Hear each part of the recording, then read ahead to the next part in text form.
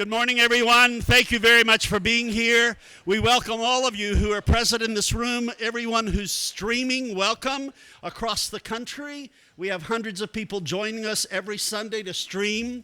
If you would like to know about our speakers on Sunday morning, you can fill out a form at the welcome table right up these steps, and I will send you a personalized email every Thursday telling you who's going to be here. We're really, really thrilled that you're here.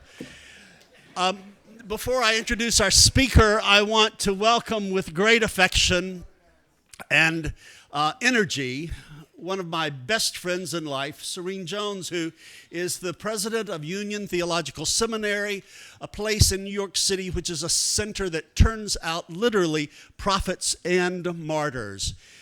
Seriously, it is just an amazing place. People who, and martyr means witness, by the way. And Brother West will talk to us about what prophets are. But a couple of real-life martyrs have come through Union, visiting and speaking and preaching, including Dr. King and Dietrich Bonhoeffer. And she orchestrates a 10-ring circus there with grace and aplomb and brilliance. And she actually named my book. Those of you, I don't know if y'all know I published a book, but Serene Jones named it, and I'm forever grateful to her. This morning's speaker is one of my best friends in life. He's the class of 1943 university professor at Princeton University, He is known as one of America's most gifted, provocative, and important democratic intellectuals, the author of contemporary classic Race Matters, which is on sale today, which changed the course of America's dialogue on race and justice. The New York Times bestseller, Democracy Matters, which is also on sale today.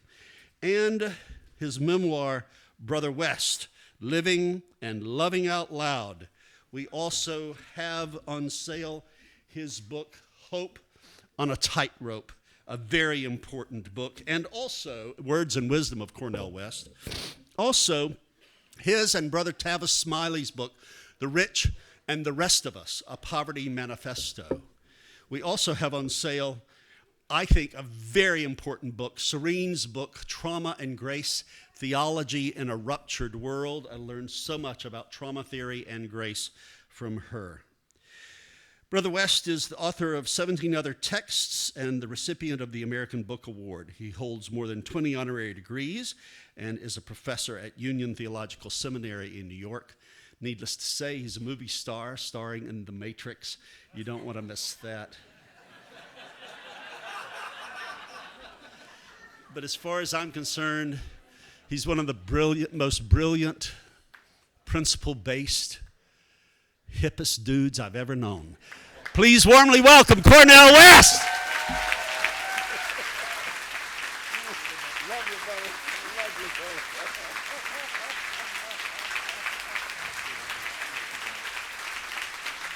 My dear brother, Ed Bacon. What a blessing. My dear brother, Ed Bacon. Now All Saints has become one of the homes away from home. Anytime I get a chance to make my way to the southern part of the West Coast. You know, I'm from Sacramento, California, so if I have a chance, I go see Mom and my brother and sisters.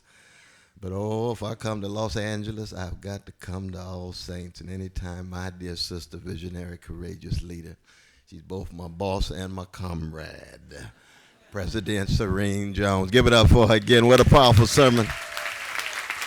What a powerful sermon. For those of you who didn't get a chance to hear it, she was talking about the ways in which we need counter narratives and counter stories given our market-driven world, because it seemed as if as she looked at the commercials, the Super Bowl, even our dear brother Bob Dylan and others can be seduced.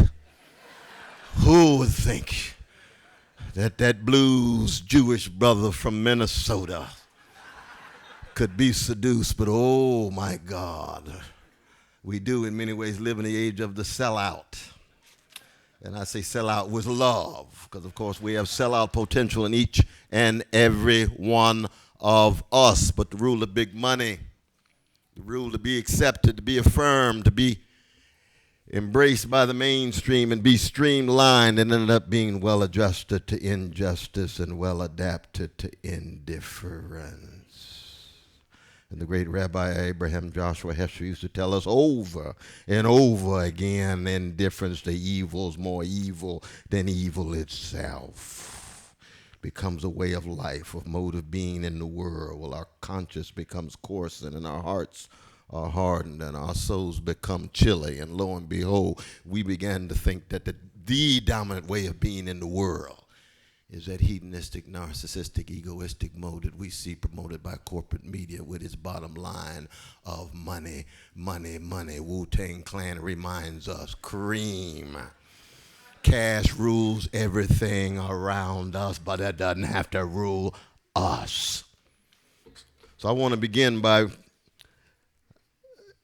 invoking an epigraph from the greatest black intellectual, and in many ways the greatest public intellectual of the 20th century. His name was W.E.B. Du Bois.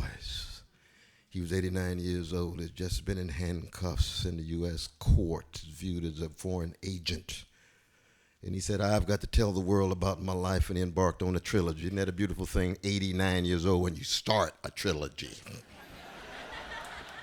That's called still being on fire, a long-distance runner for justice. When you turn to page 275 of that first volume of The Ordeal of Mansard Du Bois, what do you have to say? He said, 4 questions I've been wrestling with all of my life, and I have yet to provide an adequate answer. And these questions sit at the center not just of black history, not just of American history, but of human history. The first question is, how does integrity face oppression? How does integrity face oppression? And the second is, what does honesty do in the face of deception? What does honesty do in the face of deception? And the third is, what does decency do in the face of insult? What does decency do in the face of insult? And the last query, how does virtue meet brute force? And the best of my own tradition, because I always acknowledge every time I get the chance to stand up, because at my age, every day is a gift and every breath is a breakthrough.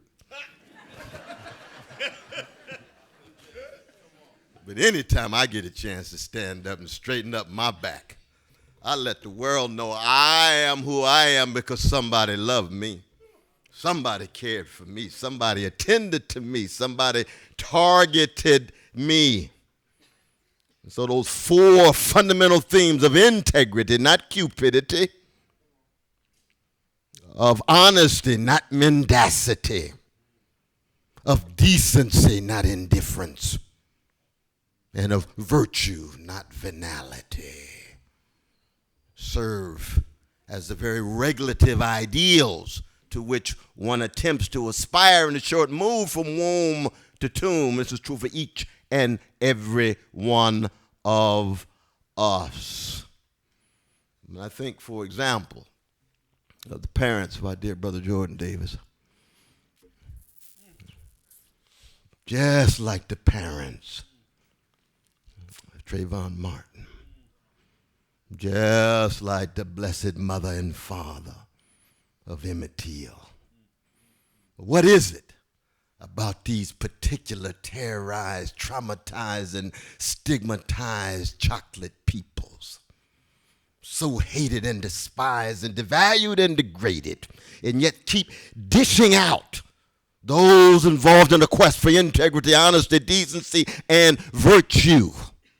Ooh, what did the parents have to say yesterday?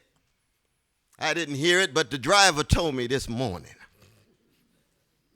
It lifted my soul. The same tradition of being concerned about truth, and the condition of truth is always to allow suffering to speak. The same commitment to love. Brother Martin used to remind us, oh, we love Brother Martin, Brother John, one of the best friends of Martin King right here. Vanilla Brother. In love with Chocolate Martin, and Chocolate Martin in love with Vanilla John. Justice is what love looks like in public, but tenderness is what love feels like in private. And when you listen to the words, oh, that little precious young one, just laugh it up. Yes. We listen to the words of Jordan Davis's parents, concerned about truth and justice, but committed also to what I'd call a militant tenderness. You can't be a long-distance runner for justice without having a militant tenderness. The great Reinhold Niebuhr used to remind us, any justice, as only justice, soon degenerates into something less than justice. Justice is rescued by something deeper than justice, namely love. The two are inseparable, but they're not identical. And the best of black history is what the Isley brothers call a caravan of love. What John Coltrane calls the love supreme. Oh, yes. But what does it mean to love if you're part of an unloved people? That's what you saw yesterday with Jordan Davis's parents. You know the hell that they going through. The long history of innocent lives being crushed by other folk, and yet still mustering the courage to stay in contact with the very humanity of the folk who have murdered your child. Yes, like Emmett Till's mother, I don't have a minute to hate. I will pursue justice for the rest of my life. That's what she said when she sat there and looked at her precious baby in Robert's Temple Church of God in Christ on the west side of Chicago in August of 1955. That's what Martin Luther King told the precious parents of those 4 precious babies who were killed by cowardly American terrorists in Birmingham in September of 1963. Ooh, what a great history it is. We black folk have no monopoly on it, but it's always important to lift it up and not just during the shortest month of the year, of February. Oh, no. No, we lift it up every day. Brother George, it's so good to see you, distinguished scholar, sitting next to the president. Militant tenderness. What is it about our market culture that reduces tenderness to manipulation? There's a song by the great Otis Redding called Try a Little Tenderness. I tell my young folk all the time, it's not say my name, say my name, say my name. It's try a little tenderness. That's the raw stuff of the quest for integrity, honesty, decency, and virtue. Or if anyone can say that when we're in our coffin, they try to exemplify integrity and be a decent human being, an honest person, and exemplify some kind of virtue. And of course, the enabling virtue is always what? Courage. And our market society is always obsessed not with courage, but with what? Smartness and dollars. Oh, that's what our young people are exposed to every moment of their lives. The best thing that could ever be said about them is that they're the smartest person in the room. Well, I've never been impressed with just smartness. I want wisdom. I want compassion. I want courage. I want maturity. I want a willingness to serve and finding a joy in serving others. That constitutes a counterculture against fleeting pleasures and instant gratification. It's no accident that our music these days lacks tenderness. It's body stimulation, not soul stirring. First time in 50 years that a black artist did not have a pop #1 hit on the Billboard. What's going on? Recording industry, video industry, radio industry, all owned by the same oligarchs and plutocrats. So who gets the record deals? How come we don't have the Curtis Mayfields and the early Bob Dylans?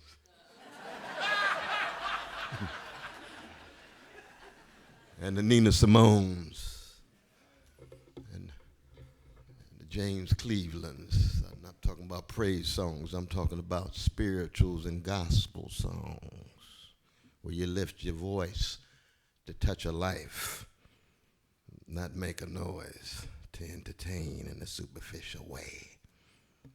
Militant tenderness, inseparable from a subversive sweetness. Yes, that's what we heard in the words of Jordan Davis's parents. You can hear in the backdrop the voice of David Ruffin of the Temptations, shot through with a tenderness and a sweetness from Why Not Mississippi, Jim Crow gut bucket Mississippi. But here comes David Ruffin with that voice. Is not just entertainment. I've always understood myself as a Christian blues man in the life of the mind and a Christian jazz man in the world of ideas, because I want to be true to the voice of the David Ruffins and the Aretha Franklins and the horns blown by Coltrane and the piano played by Mary Lou Williams. These are spiritual giants and love warriors trying to touch the hearts, minds, and souls and bodies of a people who have been taught to hate themselves, who walk around with their back humped over. And Brother Martin used to say, what, anytime you straighten your back up, you're going somewhere, because folk can't ride your back unless it's bent. Straighten it up. Like Sly Stone, stand. There's a cross for you to bear, things to go through if you going anywhere. But that militant tenderness and that subversive sweetness would allow you to say, as Brother Martin did after 4.5 hours in the dark, as he was taken in the paddy wagon from Atlanta all the way down to Tattlehouse, Georgia, in the Reedsville prison, greeted with his father and Andy Young, and looked like he'd had a nervous breakdown. And what did he say to the brothers when he saw them? This is the cross we must bear for the freedom of our people. And we'll never allow anybody to push us in the gutter in such a way that we will hate them even as we hate their deeds. That's spiritual maturity, rooted in a militant tenderness, rooted in a subversive sweetness, and rounded out with a radical gentleness. These are subversive virtues.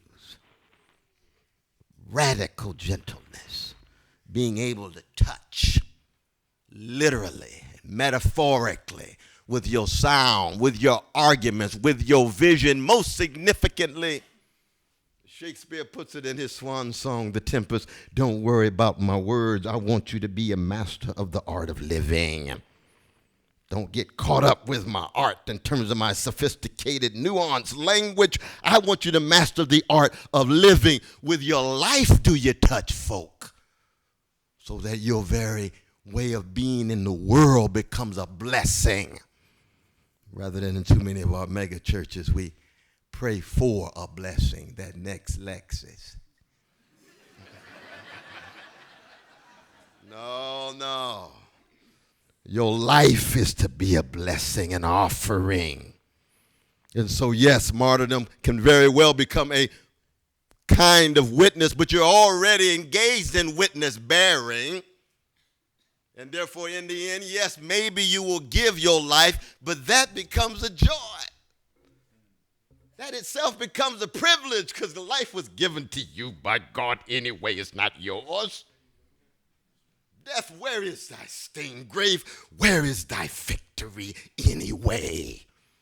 If you're really grounded in that radical love and freedom, and radical freedom and love that the early Karl Barth talked about.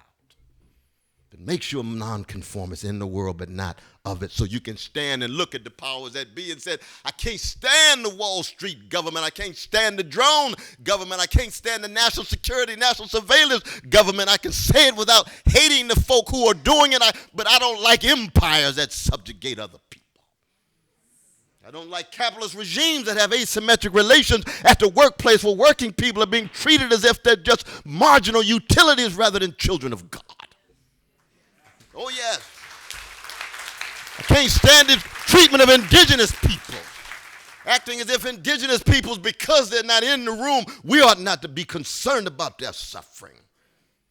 Just in El Paso this weekend with the moving borders of our brown, Latino, Chicano brothers and sisters. I teach a course at Rawway. We were 5 hours on Valentine's Day where we had a love fest.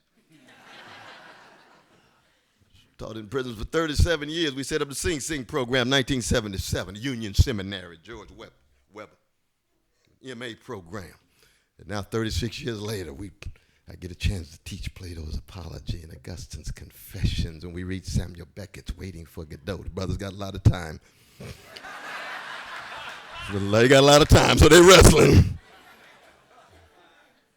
Read Lorraine Hansberry's The Raisin in the Sun. To do what? To let them know that within any context in God's world, it's still in the end about your quest for integrity, decency, honesty, and virtue, and it could be enacted anywhere. You might be incarcerated, but your spirit doesn't have to be imprisoned. Just like there's a whole lot of folk walking the streets whose minds are locked in the forms of mental, psychological bondage and think they're free and just seduced by the corporate media trying to convince them to be market-driven entities rather than living creatures made in the image of a mighty God. That, to me, is what black history at its best is all about. And you say it with a spirit of confidence, but not a spirit of self-righteousness. We have the challenge at the union. So many of our students on fire, and we love that. And that's a beautiful thing in a nice age, where it's fashionable to be callous toward other folk. But even when you're on fire, here at All Souls and other places, it's not in a spirit of self-righteousness. It's a spirit because you have a chance, an opportunity to be of service to others with your fallible, finite self on the way to being the culinary delight of terrestrial worms.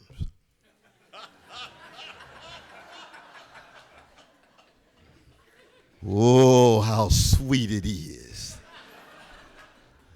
to be human and to be wedded and tied to what that gentle genius Curtis Mayfield called the love train.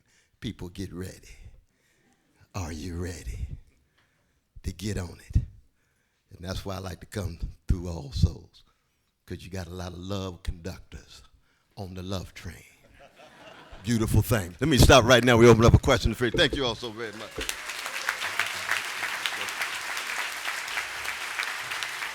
God bless you. God bless you. We have a good time. We got a good time for question and answer. Yeah, God bless you.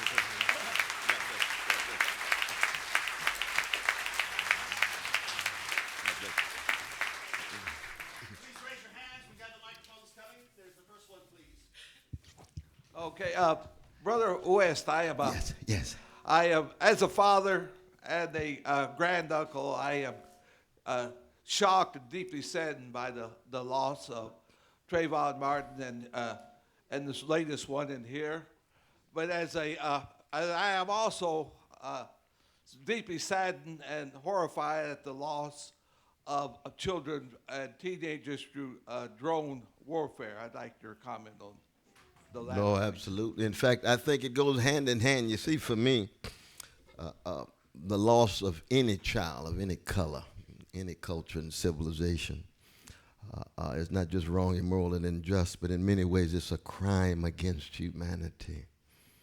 And therefore, I try to have the same holy anger and righteous indignation and moral outrage at precious babies in Somalia, in Yemen, in Afghanistan, and Pakistan, when drones are dropped in the name of the U.S. government, and then hidden, thanks God, Brother Edward Snowden, that tries to pull the cover to give us some sense of what our government is doing. And anytime any government is involved in lies that conceal crimes, we ought to be upset, deeply upset. I got in trouble, as you know, when I called my dear brother President the Global George Zimmerman.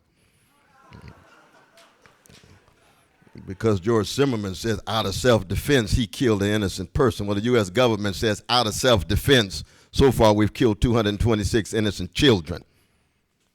I'm not convinced with either argument that it's self-defense. It's wrong and it needs to be called out. And that killer list that they examine every Tuesday. And Sister Hillary was in there too. I know people getting excited about her running for president and things, and we need to tell the truth. Now, she's in there too. Biden's in there too. A war crime is a war crime is a war crime. Bush had 45 drones. We marched. We went to jail against Bush for his war crime. So far, there's been over 400 drones. Where is the moral consistency of what the great Jane Austen called constancy? Because we're concerned about everybody. Same is true. A Jewish baby in Tel Aviv killed by a bomb is wrong. It's unjust. Precious Palestinian baby, just like the precious Jewish baby in the West Bank, killed by state terrorism. It's wrong. Oh, that's anti-Semitic. No, that's anti-injustice. Love my Jewish brothers and sisters. Love my Palestinian brothers and sisters. All of them equal in the eyes of the God that I serve. That's not the God that Bill Maher rejects. Y'all know that. I've been trying to convince my brother about that. What I love about atheism is it just clears the deck. Whereas as a revolutionary Christian, a prophetic Christian, it clears all the decks other than the God of love and justice. So let the idols go. Yes, I'm with the atheistic brothers and sisters. Let the idols go. If the only God was the God of the Ku Klux Klan, I'm an atheist too. But I have a conception of God that many of the atheists don't fully grasp. Just hang around some of those love warriors for a while, and you get the idea of how that story and that narrative that our dear sister was talking about helps you continually unleash the love in such a dark world with cycles of domination and exploitation. How do we put the brake on it? How do we try to break that cycle, at least for a moment? Question, please. Brother Cornel, Yes, good to see you in my dear Pasadena. sister. How you I doing? saw you in Dayton, Ohio. I wish we had In Dayton, Ohio. that time, yeah. You and James Forbes and Wyatt Walker called you. Yeah. It's United Theological Seminary? Yes, Oh, yes. my God, Samuel Proctor Fellows. Yes, those, yes. those were the days. Anyways, those were the great days, and I appreciate your analysis of the state as it is. Can I nudge you to do some prophetic imagination in terms of bringing economic justice in this unjust world we live in? What are you imagining? What's your trajectory? Well, I appreciate the question. No, I've been wrestling with Brother Martin. He's on my mind. I just finished a book called The Radical King, rereading The World House, that last section of Where Do We Go From Here? His magnificent address that he gave honoring W.B. Du Bois in February of 1968, his magnificent reflection on the bravest man I ever met, Norman Thomas. When we received that prize, he said, Norman Thomas needs to receive this prize. American socialist, democratic socialist, anti-war, struggling against Jewish hatred. One of the few that signed the letter to Roosevelt against the internment of our precious Japanese brothers and sisters.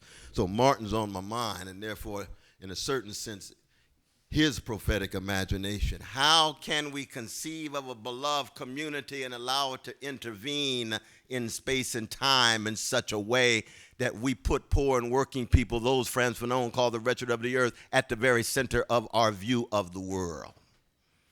And it means, of course, it pits you over against powers that be, given the war priorities that we have. So when talking about economic justice, it's a matter of trying to get some accountability for the greed that's run amok among our oligarchs and plutocrats who are in the driver's seat right now. Look at the TPP, look at the Trans-Pacific Partnership, reshaping the whole world in the image and interest of corporate elites, fast-tracked, trying to right now be fast-tracked through Congress, no serious public deliberation about it.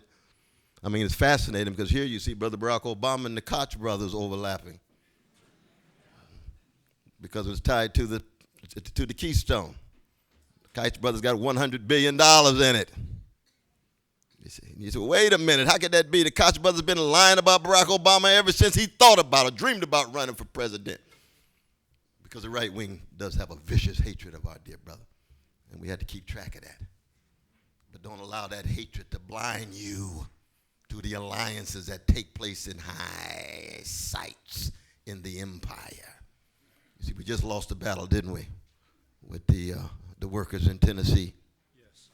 You see, we got to bounce back. You see, we got to defend our teachers' unions. Given the profit-driven privatizing of public education, the closing of schools. Some of us almost went to jail in Harlem just last year. So you're not going to close Wadley. Not in Harlem. It's been around for almost 100 and some years. You're going to have to drag my black body, which they will willingly do, of course. Same is true with stop and frisk, right? They had to drag our body, which they did, and took us to jail. And we lost the week-long case. Was convicted, but at least raised the issue. Now we got a mayor who's not talking about ending it, but he wants to amend it. Okay, that's a good step. With de Blasio, we pray for him. We want to make sure that he's not another neoliberal who talks progressive and then governs in a neoliberal manner. We got to keep pressure on him. Go right ahead, my brother. Brother West, I'd like to brother. first thank you for your inspiration. You've really been a major inspiration for me. Second, as a young person in today's society, Yes. what would you do if you were in my shoes to fight for justice and equality and righteousness? Wow, I appreciate that question, brother. It's always good to have a new school brother with an old school brother talking to her. Lord, Lord, Lord. Well, one, do I take very seriously the Shakespearean imperative to thine own self be true, and as night follows day, that can be false to no one, which means that only you can answer that question in the deepest sense. I don't know you well enough. I haven't zeroed in on the dark precincts of your own soul. You know what I mean? But I do know that you, like I, can try to be persons of integrity, honesty, decency, and to have a calling, not just a career. The best way of not selling out, the best way of ensuring that you're not thoroughly seduced by the carrots that are oftentimes peddled in our faces is that you have the three fundamental elements of the great Heschel defined as piety, remembrance. You remember those who came before, and especially those who want you to be persons of integrity, beginning with mom, dad, granddad, and then, of course, writers who you encountered, the Chekhovs and the Shakespeares and the Coltrane's and the Lorcas and others. But in addition, remembrance is reverence. You revere something more than just position, wealth, power, status. And that could be echoed in Socrates' speech before the trial. I want everybody to be concerned about the state of their soul, what kind of person you are, as opposed to just your wealth, status, and position in Athens. Socrates, we appreciate that. That's powerful. Remembrance, reverence, but then resistance. You have to have the courage to cut against the grain, you see. And that's very, very difficult, very difficult. Today, to be successful is in many ways to be an imitation, a copy, or to stand out in order to be more conformist. So it's not the real power of difference, it's the manipulation of difference in order to be part of the same. You see? And I tell young folk all the time, you see, when I invoke Donny Hathaway, when I invoke Wanda Hutchison of the emotions, when I invoke Ted Mills of Blue Magic, when I invoke Donald McPherson of the Maid Ingredient, or William Hart of the Delphonics, what is distinctive about them are they originals. As soon as you hear their voice, you know who it is. But these days, too often, we see copies in the popular culture, copies in the academy, copies in the churches and the mosques and the synagogues because they can't wait to be accepted by the mainstream and to be rewarded, but rewarded not with great joy and a sense of calling, or with big money and a sense of professional stature. You see, and wonderful thing about Jesus and Socrates and Muhammad and others is that professional stature is really not the end and aim. It's about the kingdom. It's about beloved community. God bless you. You stay strong, though, brother. Brother Joseph. Great to have you again, Cornel. It goes back 40 years to our 40 time. years back in Cambridge. That's right, with John Rawls. With John Rawls and the others. Yeah. But my question comes out of the democratic socialist tradition. Yes. In the eclipse of the Occupy movement, what do you see as signs of a national social movement now that, beyond the sort of trade unions and the poverty bus tours and so on, I mean, the best democratic socialist resource, always social movements. Absolutely. So where do you see signs of hope for new emerging social movements in our time? Yeah, I appreciate the question, brother. Always a blessing to see it. The Occupy is taking a number of different forms. It's still going on in a variety of different contexts, but it doesn't have that high visibility in those sites that were coalescing a variety of different bodies and voices. But I think the spirit of Occupy has been one of the signs of hope in our time. And a lot of people say, well, but it was upper middle class, vanilla folk. No, that's not true.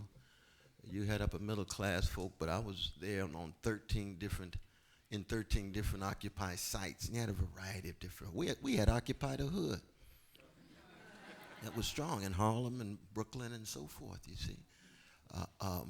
And you got a number of gay brothers and lesbian sisters and transgendered and bisexual folk of all colors straightening their backs. And this is a moment for our precious gay brothers and lesbian sisters, and we need to be behind that, but we have to remind them it is not simply for them to become now accepted, recognized, and then well-adjusted to other folks' injustice. You see, this is a holistic affair we get behind. I think it ought to be federal statutes to support our gay brothers and lesbian sisters. I don't believe in states' rights when it comes to civil rights of anybody. Anybody.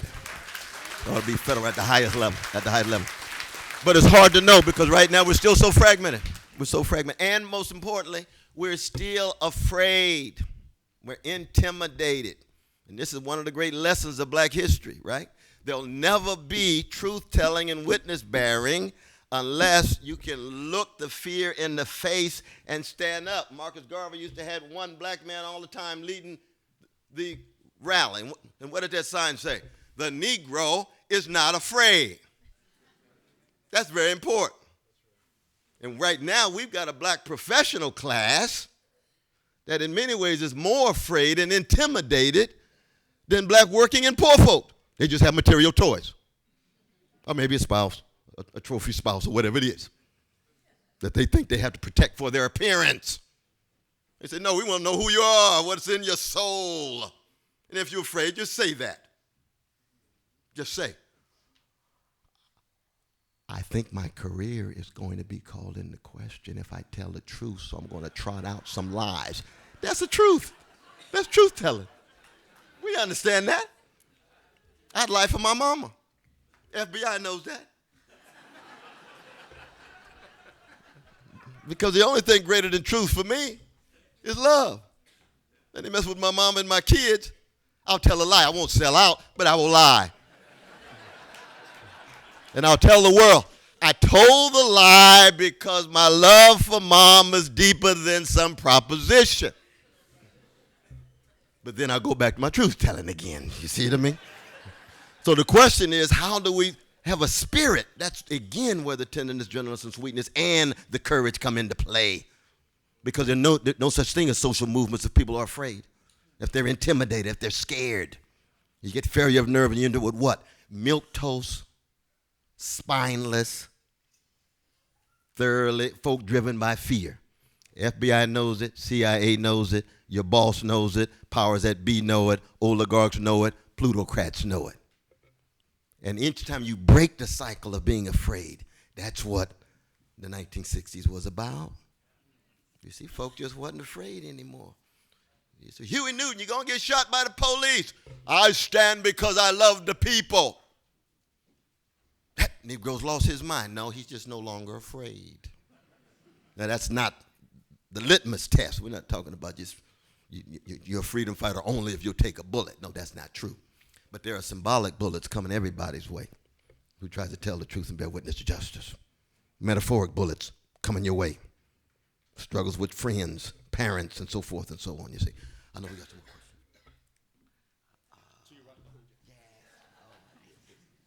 questions. I'm always trying to figure out the nexus of capital and economic justice and how you can leverage the market to create change.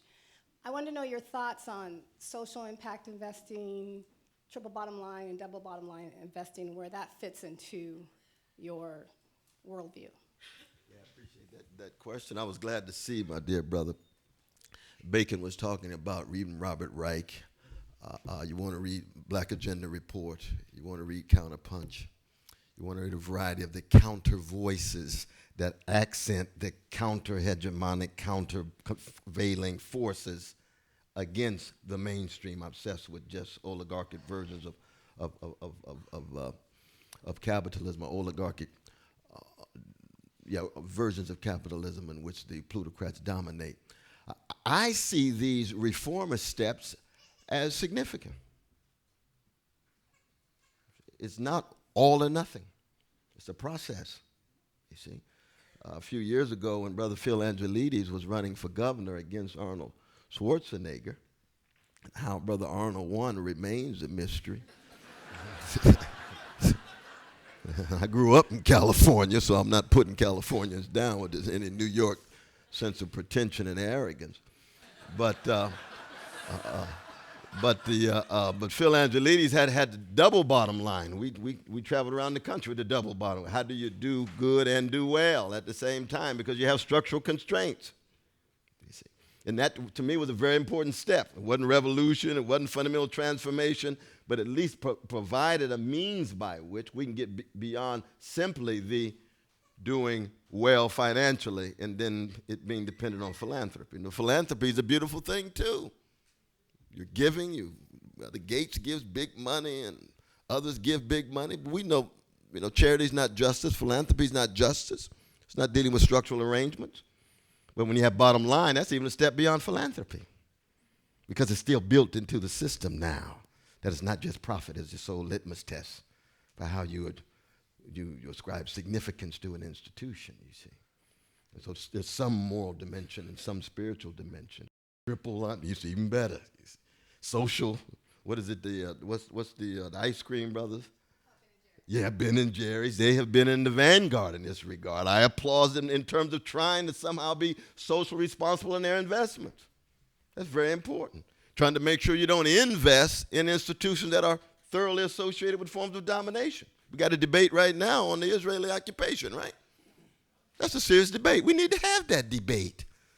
But before we have the debate, you say explicitly, look, we're not putting up with any anti-Jewish hatred. We're not putting up with any anti-Palestinian hatred. We're talking about a structure of domination called occupation. And we want to make sure people come down on that issue in the same way you would if Palestinians were dominating Jews in occupation.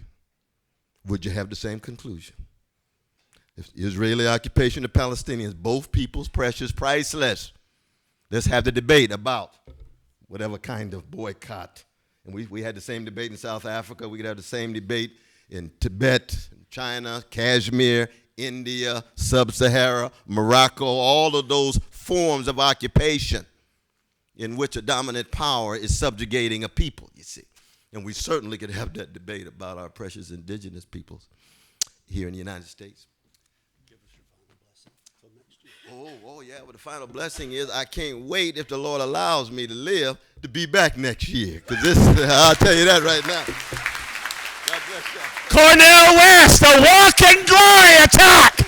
Cornel West, the Walking Glory Attack! Walking glory attack.